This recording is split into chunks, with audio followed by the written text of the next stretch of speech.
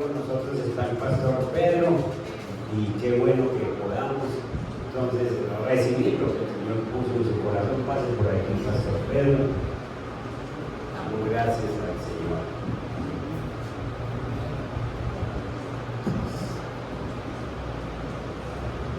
Buenos días, hermanos. Me alegra mucho de estar listos para la palabra del Señor en esta mañana. Y antes de empezar, antes de leer la palabra, tengo una pregunta que cualquiera puede responder.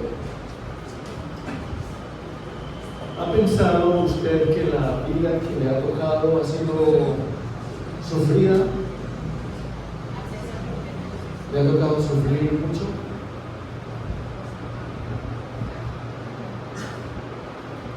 ¿Quiere contestar?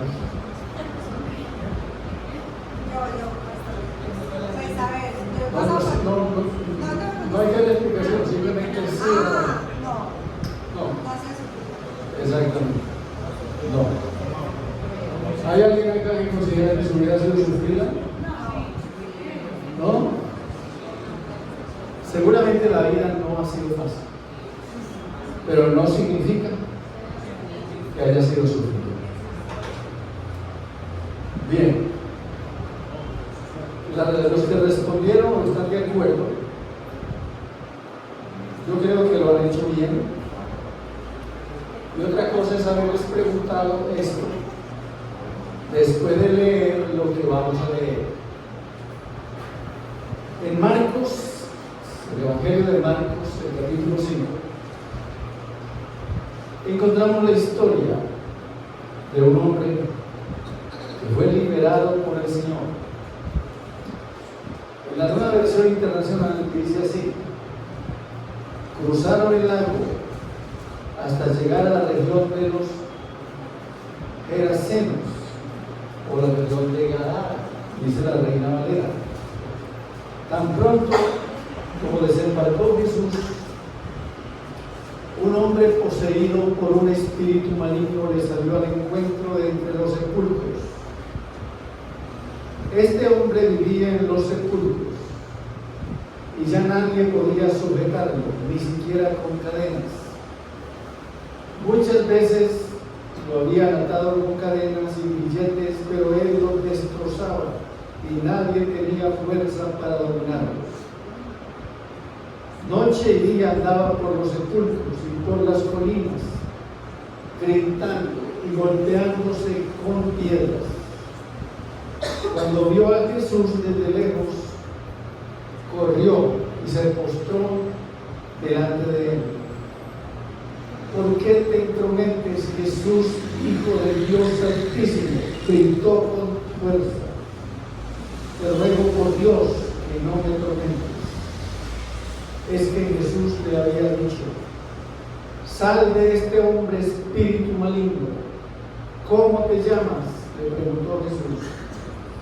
Me llamo Legión, respondió, porque somos muchos. Y con insistencia le suplicaba a Jesús que no los expulsara de aquella región. Como en una colina estaba paciendo una manada de muchos cerdos, los demonios le rogaron a Jesús: mándanos a los cerdos, déjanos entrar en ellos. Así que les dio permiso. Cuando los espíritus malignos salieron del hombre, entraron en los cerdos, que eran unos 2,000, y la manada se precipitó al lago por el despeñadero, y allí se ahogó. Los que cuidaban los cerdos salieron huyendo y dieron la noticia del pueblo y por los campos, y la gente fue a ver lo que había pasado. Llegaron a donde estaba Jesús, y cuando vieron al que había estado poseído por la legión de demonios, sentado, vestido y en su sano juicio, tuvieron miedo. Los que habían presenciado estos hechos le contaron a la gente lo que había sucedido con el endemoniado y con los cerdos. Entonces la gente comenzó a suplicarle a Jesús que se fuera de la región. Mientras subía Jesús a la barca, El que había estado endemoniado le rogaba que le permitiera acompañarlo. Jesús no se lo permitió, sino que le dijo: vete a tu casa, a los de tu familia, y diles todo lo que el Señor ha hecho por ti y cómo te ha tenido compasión. Así que el hombre se fue y se puso a proclamar en Decápolis lo mucho que Jesús había hecho por él, y toda la gente se quedó asombrada.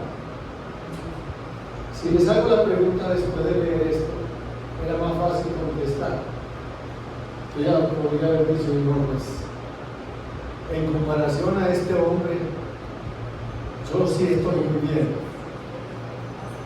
Y toda persona que lea el relato del hombre de Gadara, conocido como el Gadareno, no el ganadero, puede reaccionar por lo menos de dos maneras. La primera es preguntarse qué tan difícil ha sido la vida que ha vivido.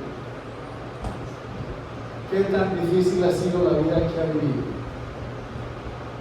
Por si acaso piensa que ha tenido que vivir una vida muy difícil. La segunda cosa es, cuando usted lee esto, ¿qué sentimientos le quedan al lector, a usted? Después de hacer la lectura de semejante relato, ¿qué sentimientos le quedaron? Pavor, terror, miedo. ¿Qué le quedó? Cualquier sentimiento, pero ninguno de ellos bueno. Vamos a ver. Señor, te damos gracias en esta mañana porque tú nos puedes en este momento, por la ayuda del Espíritu Santo, enseñar. Y gracias, Señor, por tu obra hecha en el pasado, en el presente y lo que vas a seguir haciendo. Siempre es asombroso todo milagro que tú haces a favor del ser humano.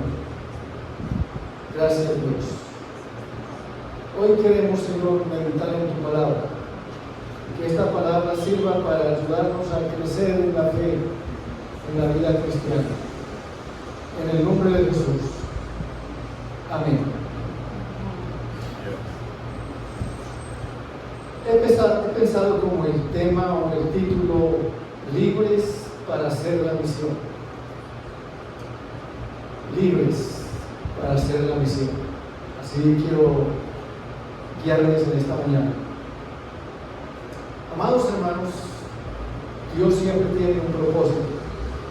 Él no hace las cosas por hacerlas. Él siempre tiene un propósito cada vez que hace algo. Y a nosotros nos corresponde pensar de qué manera andar en ese propósito. Por ejemplo, usted va a venir a dar testimonio el día del Ágape. Va a contar de qué manera Dios hizo un milagro en usted, de qué manera Dios le ayudó. Eso no es así nomás. Eso tiene un propósito. ¿Para qué creen que el Señor le hizo ese milagro? Si fue que le sanó, Él tenía un propósito para sanarle.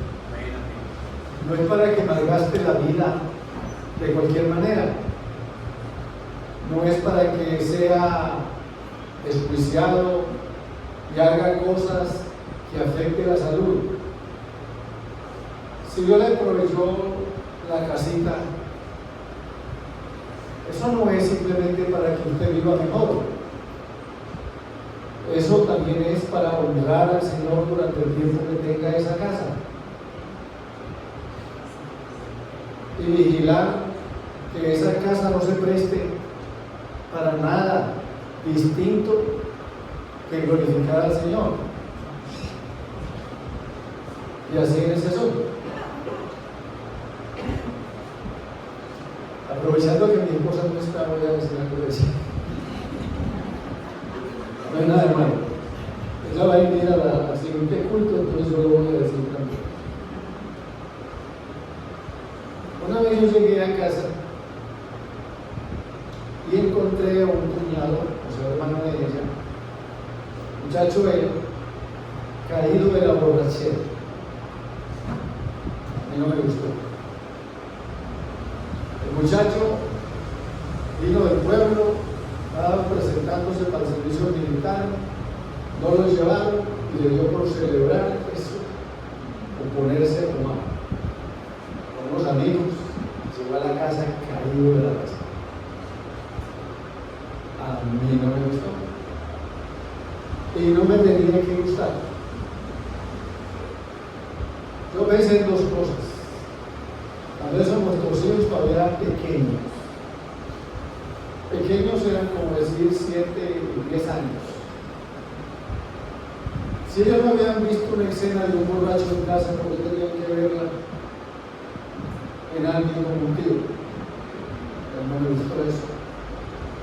Y segundo, no me gustó porque era en mi casa. Yo entendía el propósito por el cual pues Dios respondió el anhelo de tener una casita. El Señor nos había dado como primera que necesitamos un apartamento pequeñito, pero muy bien para estar agradecido. Entonces a mí no me parecía que era para cosas así. Cualquiera podía pensar y decir, no, pues si hace de un poquito de agua una tempestad. Mi esposa entendió. Sin embargo, pues le pareció muy difícil. Pero entendió. Esto simplemente es como para indicarle a usted qué destino le está dando usted a lo que Dios le da.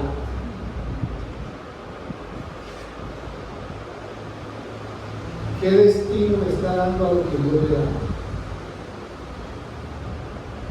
Y si le da un carro, ¿qué destino le da a ese carro? ¿Para qué se usa? Usted ha dicho, Señor, esto es para tu honra y tu gloria. Ven que sea así. Como dice por ahí en la calle, no hable paja.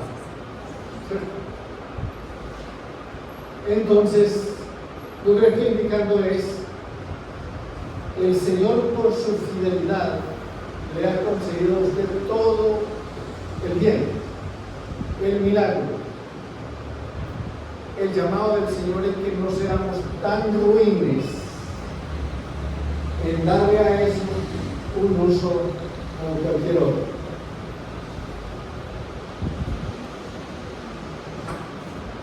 Tú tal vez me has escuchado algo que algunos no lo interpretan bien. Por ejemplo, si Dios bendice con el fin de que yo sea más responsable con Él y con la gente y con la iglesia. Porque yo me encuentro este tipo de situaciones, de que usted llegó tarde porque tenía pico y placa.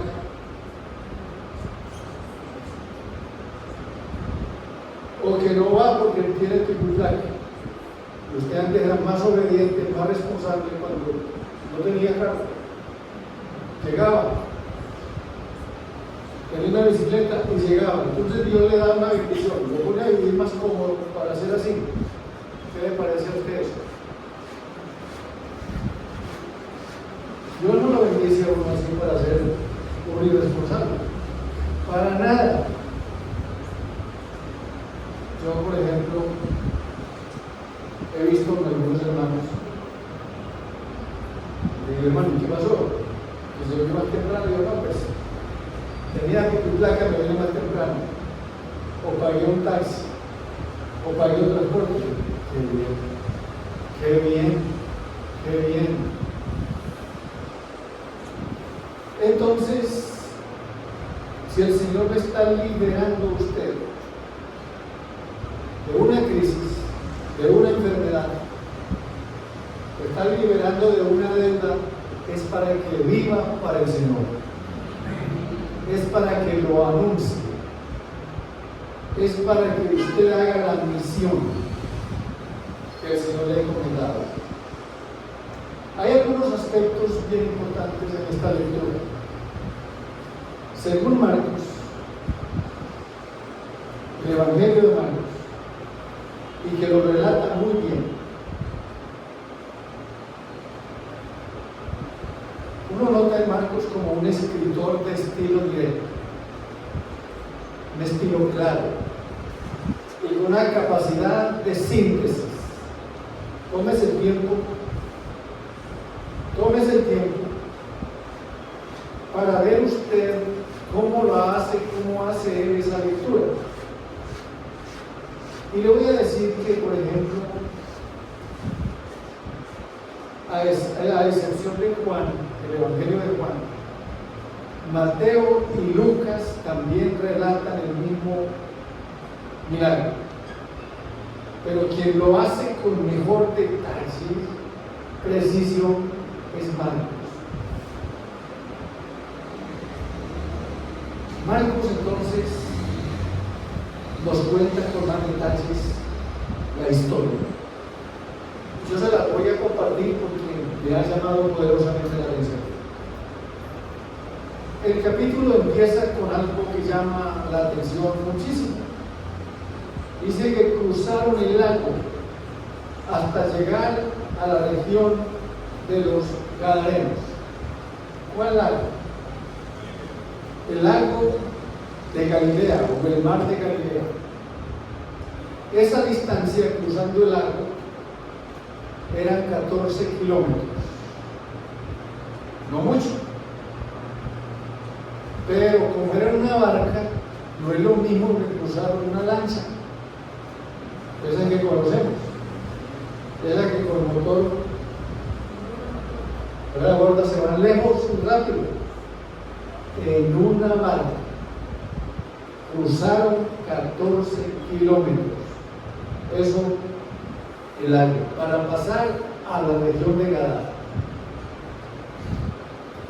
El Señor abandonó la comodidad de Galilea y se fue a una región que no pertenecía a Israel. Estaba bajo el dominio del Imperio Romano y era una región con muy pocos judíos. La mayoría de la gente eran de otras etnias. De ahí el por qué los cerdos eran muy propios de ese tipo de emprendimiento, como se llama ahora. Un asunto repentino acontece en ese instante.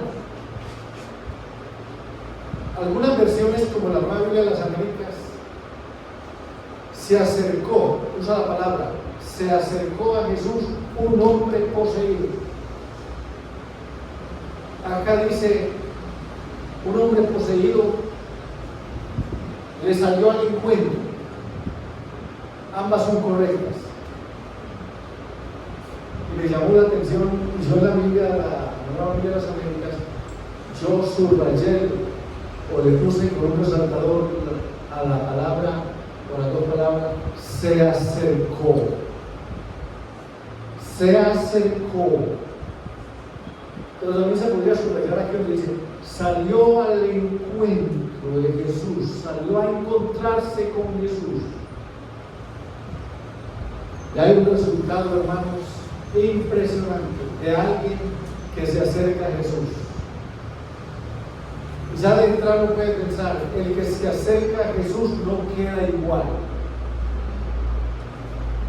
Algo le pasa. El que se acerca a Jesús, ojo, no queda igual. Es muy distinto al que se aleja, al que se distancia de Jesús. ¿La captó?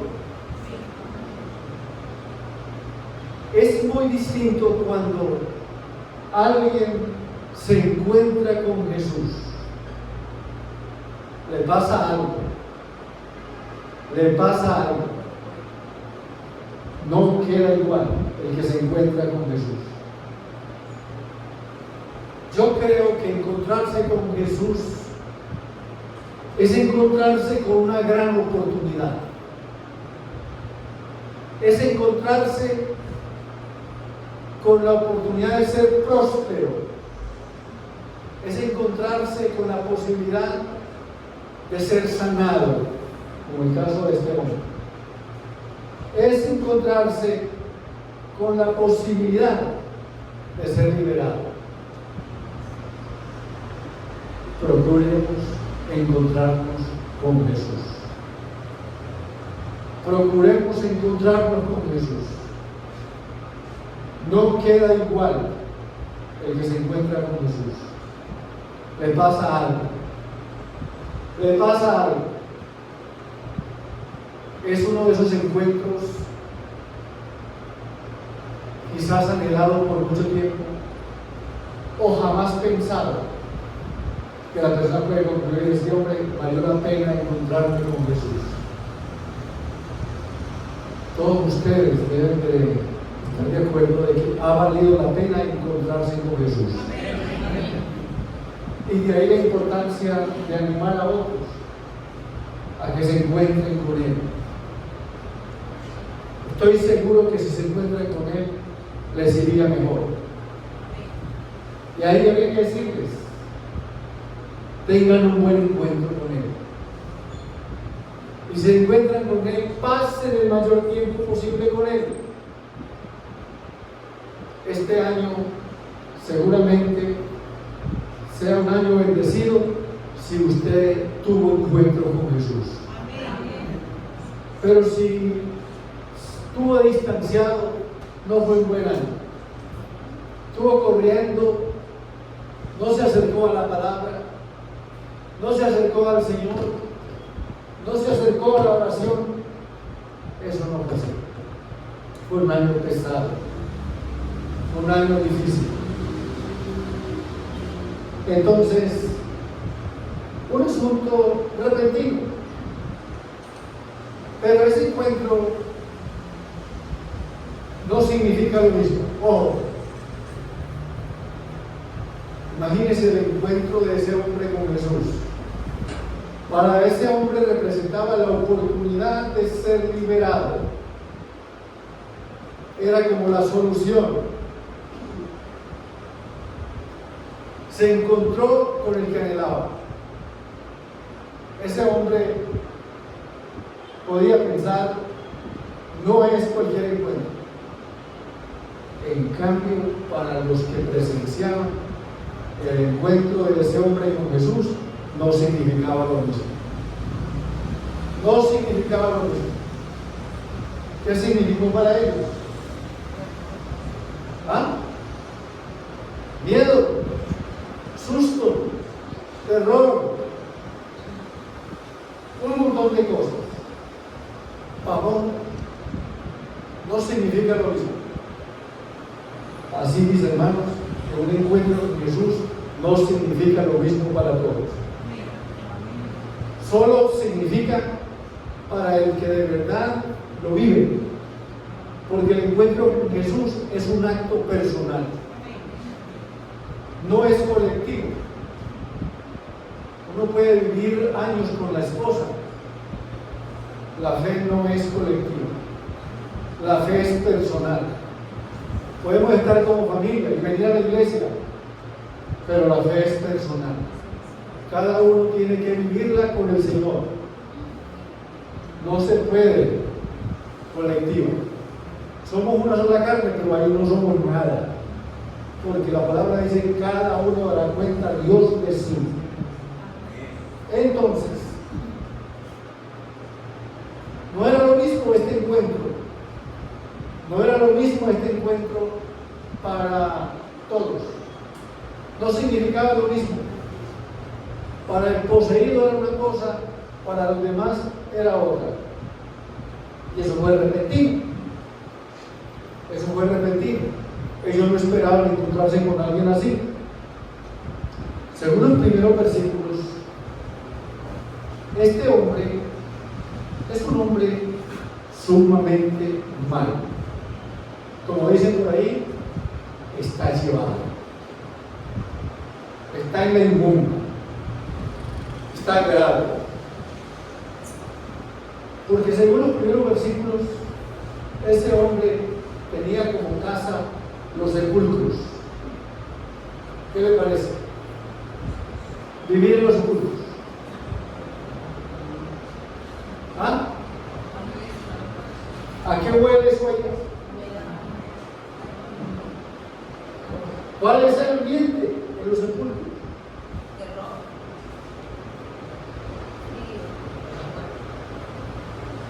¿A qué va uno a un cementerio? Uno no va por gusto a un cementerio. Uno no va por gusto a un hospital. ¿Cuándo va usted al hospital? ¿Cuando está enfermo o a visitar a alguien? Yo no llega allá por gusto. Al cementerio, ¿cuándo va? Cuando va acompañando a una persona conocida, o lo van a acompañar a usted y de eso usted no se da cuenta.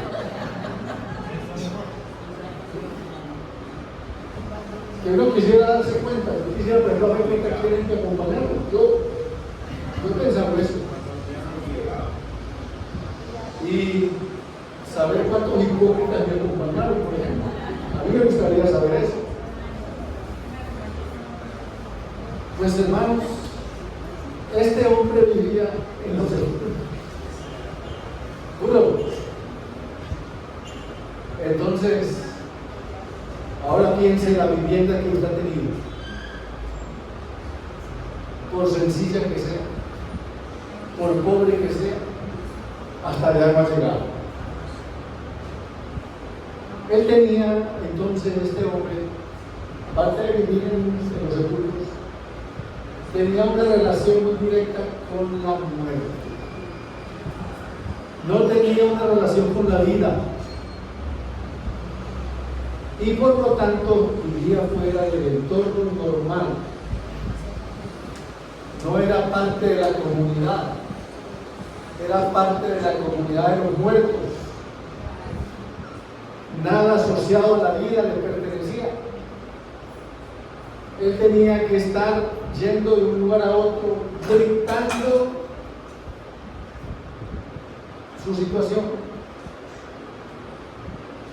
Y hermanos, bastante solitario, lleno de desesperación. Todo eso está en los versículos 1 al 5. Era el poseedor, se podría llamar, de una fuerza incontrolable. Una vida atormentada las 24 horas. Cero descanso.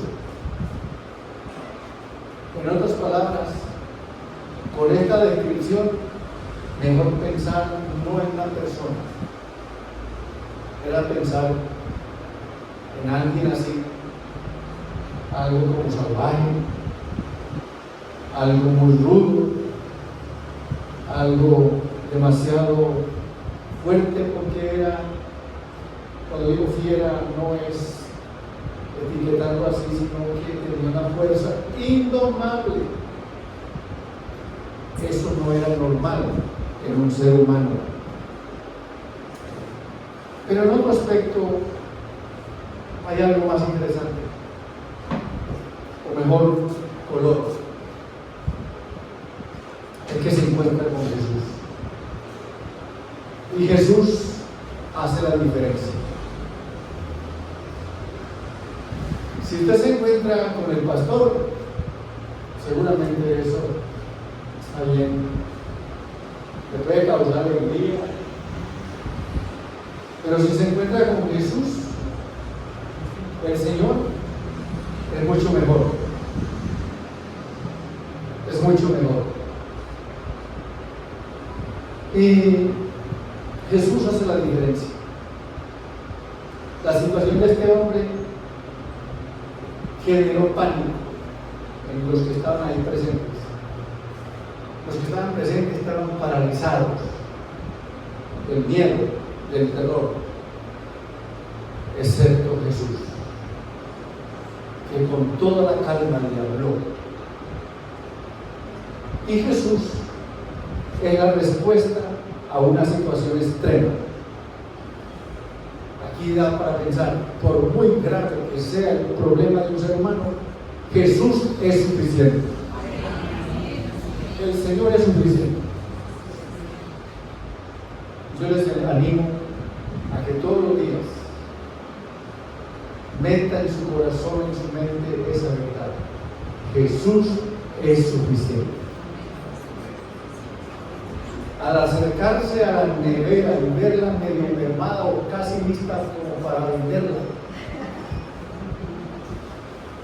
no es la única forma de ver lo que ven. En medio de ese vacío, piensen que Jesús es suficiente. Ante cualquier enfermo, piensen que Jesús es suficiente. Pues eso es lo que estaba dando a conocer este hombre. Ante su situación tan difícil, se acerca a Jesús porque él cree que Jesús es suficiente para ponerle fin a su tormento. Eso es así de sencillo. Ante cualquier situación, Él es suficiente. Ante un hijo que anda mal, Jesús es suficiente. Ante una hija enredada por ahí, Jesús es suficiente. Ante el país que tenemos, los problemas que tienen, hay gente que está enfocada en eso.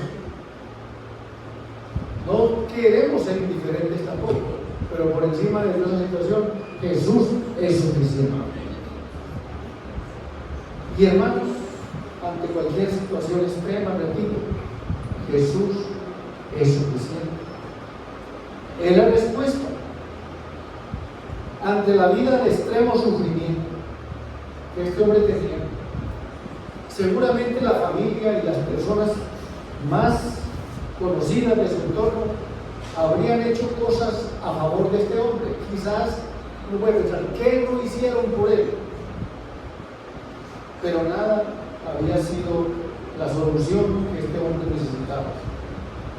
Nada había que pusiera fin a su tormento, a su dolor, hasta que en el encuentro con Jesús experimentara el cambio, el milagro, y se manifestó el amor. Cuando digo el amor, me refiero al amor que no se define ni se dice. El amor no se puede definir ni explicar en palabras, porque solo se manifiesta y se practica. Así que si alguien diga, venga, le explico el amor, eso no es por ahí, no es con palabras. El amor no se dice, no se explica, simplemente se manifiesta y se pone en práctica. Eso fue lo que los emperadores romanos vieron que les impactó. No recibieron de los hermanos que eran echados a la hoguera, que eran destruidos por las fieras. Esos hermanos no explicaron, no dieron una lección de amor en palabras, pero el ritual que tenían antes de caer a la hoguera, de orar juntos y abrazarlos, el emperador dijo, mirad cómo se aman los cristianos. No fue por una explicación, fue por una evidencia. Y la Biblia lo dice, que es haciendo, que es poniendo en práctica. Algo así parecido. Y un acto de esos que se manifiesta y se practica es mucho más efectivo que explicarlo en palabras.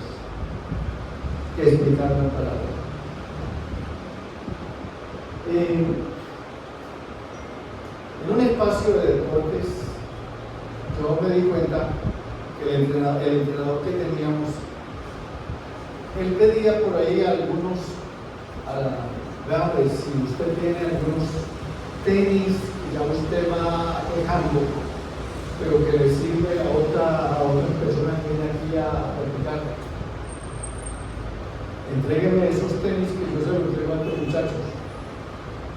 Y este entrenador tenía como parte de su, no eran costumbres, que algunos muchachos que venían de pueblos desplazados por la violencia llegaron muy pobres acá. Entonces él se llevaba hasta 2 o 3 muchachos para la casa. Allá los tenían mientras ellos buscaban por ahí trabajito o estudiar y los entrenaba. Eran buenos atletas en varias modalidades, velocistas de 100, 200, 300 metros, hasta de largo fondo. Y este hombre pedía tenis ya que otros iban dejando para dárselo a esos muchachos. Y yo fui uno de esos que él me pedía. Y yo me puse a pensar, no voy a hacer eso. Y le pregunté a él, ¿y quiénes son ellos? Ya yo era conocido de alguno de ellos. Entonces, dígale a uno de ellos, debe fulanito, que yo le regalo los tenis.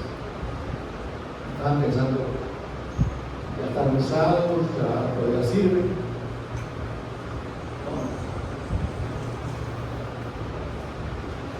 Yo llegué a casa y hice planes, hablé con mi esposa y dije, a este muchacho yo le voy a comprar unos tenis, pero que los compre, yo le voy a dar súper presupuesto. Yo hice eso hace años. Ese muchacho ahora es un profesional, tiene un buen empleo, es un instructor físico. Él habla de lo que lo marcó, la evidencia y lo que se practica. Y por ese pequeño acto, él me mira como si fuera un padre, un padre. Si nosotros habláramos menos e hiciéramos más, eso tendría mucho más impacto. Eso tendría mucho más efecto. Eso transformaría más. Y eso es lo que le pasó a este hombre. No recibió la implicación del amor de parte de Jesús, pero recibió un acto que lo liberara. Y el único objetivo de Jesús es establecer la paz en su corazón atormentado. Y por eso Jesús se llama el príncipe de paz. Pensando en la esclavitud maligna, el estilo de vida era tan difícil que con toda seguridad él no recibió un buen trato de la gente. ¿Qué pensaba la gente al verlo así? ¿Qué pensaba? Con una fuerza descomunal. ¿Qué pensaba? ¿Controlarlo? ¿Y cómo lo controlaba? ¿Qué dice la Biblia? Con cadenas y grilletes. Esos no son elementos que hablan de ternura. Eso no habla de delicadeza. Eso habla de crueldad. Como las cadenas que le ponían a los más de 60 soldados y policías hace unos años, y ahorita posan como, los torturadores posan como monjas de la caridad, a los cuales les pagamos un salario de casi 40 millones. Hermanos, Estas cadenas no hablan de ternura. Entonces esa gente, cuando interactuaba con el pobre, no era para ayudarlo, no era para expresar ternura, no era para eso. Entonces era una esclavitud muy difícil. Esta gente no pensaba en el terrible dolor que sentía. Y al estar poseído por una fuerza incontrolable y violenta, pues al atarlo, ¿qué usaban? ¿Ternura o violencia? Violencia. Les importaban a estas personas las cicatrices que este hombre llevaba, los tumores. La lectura dice que se golpeaba con las piedras. Se puede imaginar su cuerpo lacerado, se puede imaginar su cuerpo con cicatrices y heridas. Pero esta gente, viendo un cuerpo así, aumentaba más dolor, no mermaba dolor. Jesús hizo la diferencia. Jesús hizo bien distinto todo. Hizo que este hombre experimentara el cambio que necesitaba. Hay algo que yo llamo la normalidad indebida. Como raro, ¿cierto? La normalidad indebida. Porque en el peor de los casos, seguramente las personas ya lo vieron como algo normal, porque uno se va acostumbrando. Déjenme creer. Uno se va acostumbrando.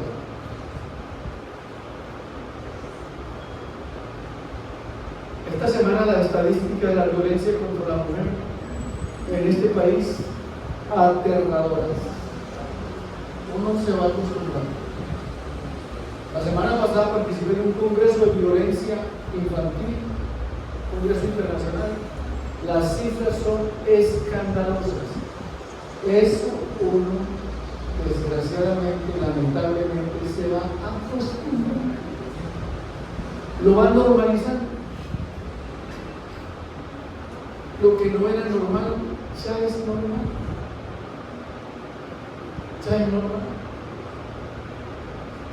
Por ejemplo, yo no puedo ver cómo está de moda que una niña resulte lesbiana tan facilito.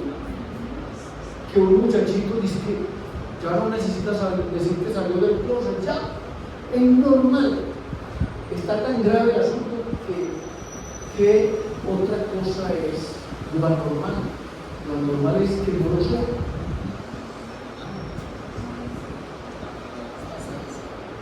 Estamos graves. Entonces la normalidad indebida es que en el peor de los casos las personas se acostumbraron, como es lo normal, a ver la vida terrible de este hombre, a ver cómo vivía. Y algo así como nos ocurre a nosotros hoy. Nos acostumbramos a ver la tragedia humana y no pasa nada. Vemos el país que se cae a pedazos y nos vemos más masoquistas. No pasa nada. Todos los días, noticias, escándalos tras escándalos, no pasa nada. Es simple.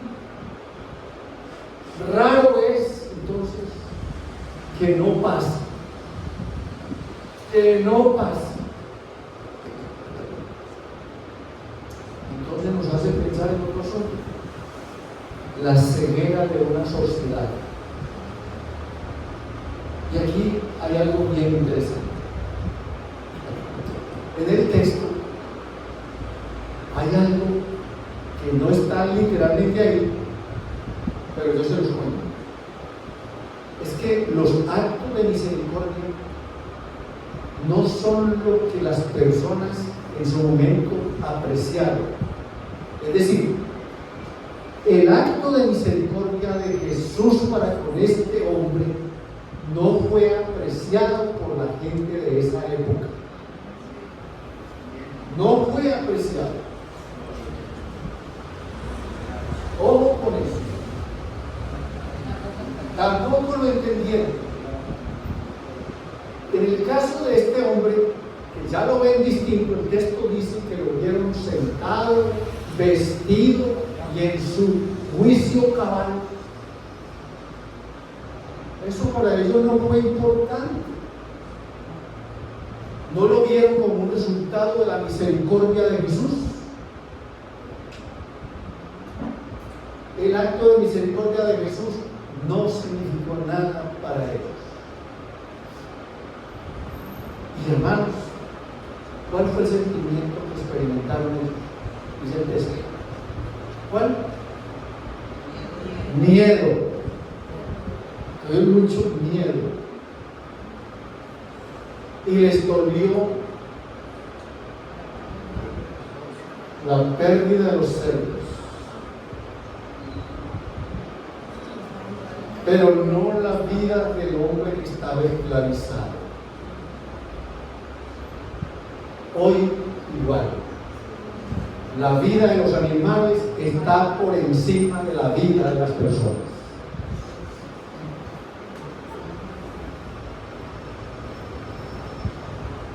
Hermanos, es asombroso lo que está pasando. La lista es larga. Ya no se venden pañales para niños, porque ya no están teniendo bebés. ¿Qué están teniendo? Mascotas. Están vendiendo pañales para viejos, porque cada vez no envejecen. Ya no se ven personas jugando con los niños en los parques. Se ven con las mascotas. No importa el presupuesto que haya que pagar por las mascotas.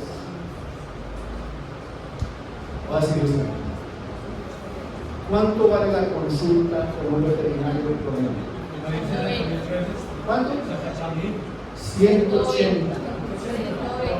Te dijeron que hay con y esta semana lo comprobé. 180. Más los medicamentos, más la comida, más las vacunas. Haga la cuenta mensual cuánto cuesta la mascota. Y a usted le parece que cuando se le dice apoye la obra del Señor, le parece que se le está pidiendo mucho. Compare lo que gasta en su mascota con lo que da para la causa de Cristo y queda una diferencia bien grande.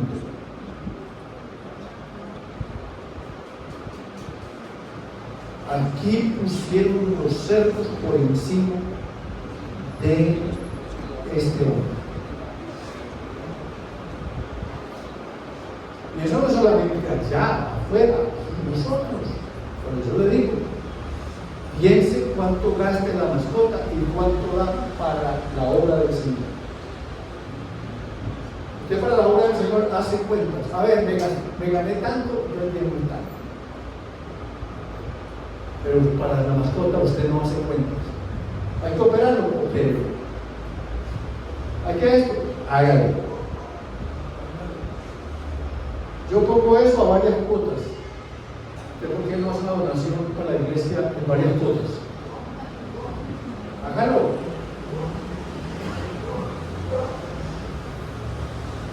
Pero hay una cosa más. Pusieron la economía y los animales por encima de Jesús. ¿Qué le pidieron a Jesús? Váyase. La sociedad de esa época echó a Jesús después de haber hecho un acto de misericordia. Hoy, hace mucho rato, se ha echado a Jesús de todas partes. Algunos, una mayoría de congresistas en los Estados Unidos votaron para sacar a Dios de la Constitución, para sacar la Biblia de la Constitución. Ese país va para atrás, hace rato. Nuestro país, consagrado al Sagrado Corazón, por él, de hecho, no hay pecado más grande que Dios odie que el pecado de la idolatría. Por ese pecado fue llevado su pueblo a la esclavitud. Y estuvieron allá en Babilonia porque Dios lo perdonaba todo, menos que le levantaran otros dioses. Y por eso fueron deportados a Babilonia. Amados hermanos, toda persona que saque a Dios, a Cristo de su corazón,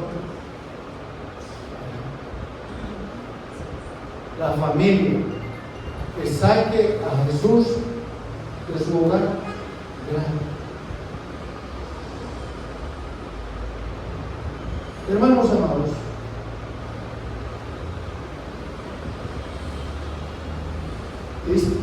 no quisieron más ver a Jesús.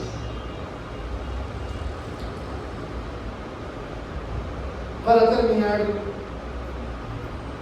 un pastor y escritor muy bueno, de los mejores que conocí los últimos años, de español. Para mí sería el defecto que fuera español. No es que no los quiera, es que me cuesta entender lo que hicieron estos sinvergüenzas con nosotros. Pastor de nombre José Luis Navajo, él dice que esta historia del hombre que fue liberado se puede resumir en 3 palabras: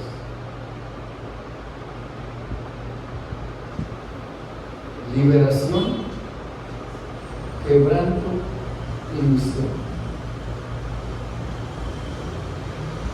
En cuanto a liberación, pues llegaron al otro lado del mar, a la tierra de los Gadarenos. Entonces, por vivir junto con Jesús, cruzaron el mar de Galilea. Esa región estaba marcada por el Imperio Romano. Les mencioné eso. Se trataba de un lugar griego, el lugar del Ártico, muy apto para animales inmundos como los cerdos. Había una fuerte influencia del paganismo. Y aquí hay algo que llama la atención. Jesús dejó Galilea por ir su zona de confort y se adentró al terreno hostil. Es decir, Jesús cruzó todo el mar de tempestad, porque fue en ese momento, si ustedes leen los versículos anteriores, fue cuando hubo la tempestad en la barca. Y él cruzó ese mar de tempestades y penetró a ese terreno, a ese otro lugar, solo con un propósito. ¿Qué propósito? Liberar a una persona. Se cruza un mar de 14 kilómetros, suficiente tempestad para ir a liberar a alguien. Todo ese tiempo y esfuerzo para ayudar a una persona. Tanta inversión para alcanzar a un individuo. Jesús se refirió al Gadareno como un ser humano que precisaba de verdad. Entonces aquí le digo, el amor no se explica fácilmente. Jesús cruzó todo el mar para ayudar a una persona. Jesús se desplazó desde los cielos hasta la tierra para salvarnos a nosotros. Es lo que tenemos que pensar. ¿Sabe por qué? Porque a Jesús no le importan las distancias, le importa la persona. No imaginamos la distancia del cielo a la tierra. porque le importaba a las personas. Vino no para las multitudes, vino para salvar a los perdidos. ¿Saben? El cristianismo dice que tiene hoy 1.500 millones en el mundo. Eso es el cristianismo. ¿Sabe que eso es bastante? Pero a Jesús no le importan esos 1.500 millones. Es más, a Él no le importa lo que a nosotros nos importa. Por ejemplo, a nosotros nos importa este lugar y por Él pagamos lo que hay que pagar, pero a Jesús no le importa eso. Es como lugar que a nosotros nos importa lo que a Él no importa. ¿Sabe qué le importa a Él? Una relación con nosotros. ¿De qué vale un esfuerzo enorme por este lugar si Él no tiene una relación con nosotros? Si no tenemos una relación con Él. Por eso 1.500 millones de cristianos en el mundo no significa para Jesús nada si no tienen una relación con Jesús. Porque uno puede ser un creyente y no tener una relación con Jesús.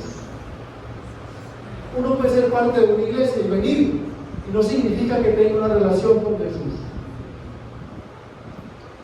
Yo puedo predicarles acá como les predico y no significa que tenga una relación con Jesús. El Señor busca restaurar una relación, como hizo con esto. Entonces, liberación. La otra es quebranto. Al entrar en la barca, el que había sido endemoniado le rogaba que lo dejara ir con él. ¿Cuál fue la respuesta? Que no. ¿Qué piensan ustedes? No es lo más lógico que alguien que fue liberado está agradecido con el que le hizo el milagro. ¿Qué dirían nosotros? Jesús, déjenlo que se quiere tomar una selfie con usted. Entonces no existía eso. Déjenlo que esto lo diga. Pero varias veces Jesús le dijo no.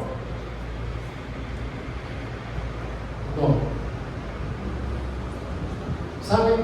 Esto me levantó la curiosidad. Cuando estudiaba esto esta semana, en buscar las veces de los no en la Biblia. Cuando Dios diga no, por nuestro bien lo dice. Ya sabe por qué dice no. ¿Usted ha visto algunos hijos que se ponen mal, bien furiosos porque el papá les dice no? Y para determinar el problema, el papá les dice sí y después se arrepiente.